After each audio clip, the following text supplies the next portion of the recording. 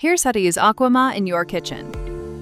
Range hoods are often very greasy. Start by spraying the aquama solution directly onto the surface. Use a paper towel to remove the bulk of the grease. Then spray the solution again and wipe the surface with a microfiber cloth.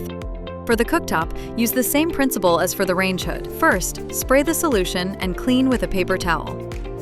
Then, spray again and wipe with a microfiber cloth.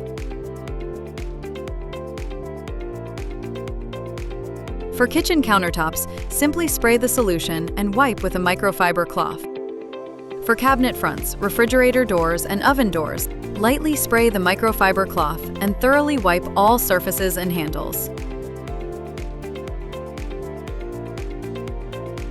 You can also use the solution to wash dishes that are not too greasy or heavily soiled.